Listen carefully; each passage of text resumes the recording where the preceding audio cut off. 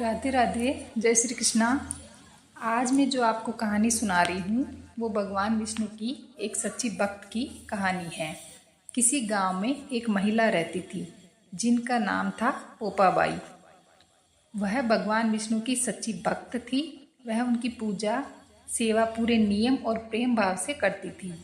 उन्होंने अपना जीवन भगवान विष्णु को समर्पित कर रखा था। उनके माता पिता का बचपन में ही देहांत हो चुका था और उनका एक बड़ा भाई था।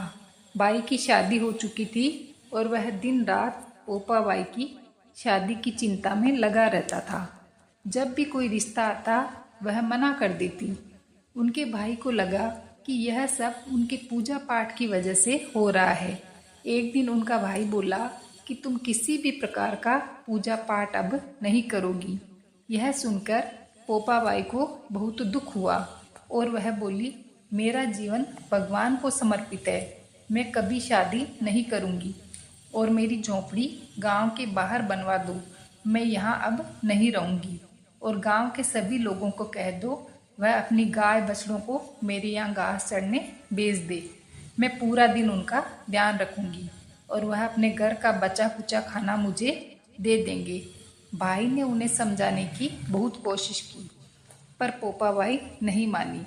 वह अब अकेली गांव के बाहर झोंपड़ी में रहने लगी और ज़्यादा से ज़्यादा समय भगवान की सेवा पूजा में बिताने लगी। एक दिन उस नगर का राजा शिकार करने जंगल जा रहा था। वह रास्ते में उस झोंपड़ी को देखकर रुक गया। उसे प्यास लगी थी। वह झोंपड़ी में पानी पीने पहुंचा। झोंपड़ी के पास जाकर उसने आवाज़ लगाई, कोई है, कोई है, लेकिन अंदर से कोई आवाज़ नहीं आई। राजा को लगा, लगातार आवाज़ लगाता रहा। अंदर से पोपाबाई बोली, कौन है? तो राजा उनकी मधुर आवाज़ पर मोहित हो गया और सोचने लगा, इतनी मधुर आवाज़ वाली खुद कितनी सुंदर होगी। राजा के मन में पाप आ गया। वह बोला, मैं यहाँ का राजा हूँ और तुम्हारे साथ विवाह करूँगा। पोपाबाई बोली, जहाँ से आए हो वहीं लौट जाओ। मैं किसी पर पुरुष का मुख भी नहीं देखती। शादी तो दूर की बात है। यह सुनकर राजा और भी प्रसन्न हो गया और उन्हें जबरदस्ती अपने महल ले गया। पोपाबाई ने राजा को श्राप दिया कि तुम्हारा राजपाट सब नष्ट हो जाएगा।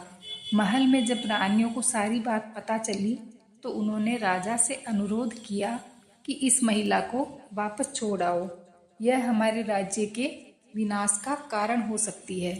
रानियों की बात सुनकर राजा जब पोपाबाई को वापस छोड़ने जाने लगा तब रास्ते में एक पाप की नदी आई जिसमें राजा डूब गया। पोपाबाई बहुत दुखी थी क्योंकि एक पराये पुरुष ने उन्हें हाथ लगाया था और उनका सतीत्व नष्ट करने की कोशिश की थी। पोपाबाई ने वहीं अपनी इच्छा शक्ति से अपने प्राणों को त्याग दिया। जब पोपाबाई धर्मराज जी के पास पहुंची तो उन्होंने पोपाबाई का बहुत आदर और मान किया और बोले, आपको वैकुंठवास तो नहीं मिल सकता क्योंकि आपने विधान के अनुसार नहीं बल्कि अपनी इच्छा शक्ति से प्राण त्यागे हैं, परंतु भगवान विष्णु की आज्ञा से आपको सोने का राज्य दिया जाएगा। कहानी सुनने के लिए आप सभी का बहुत बहुत धन्यवाद।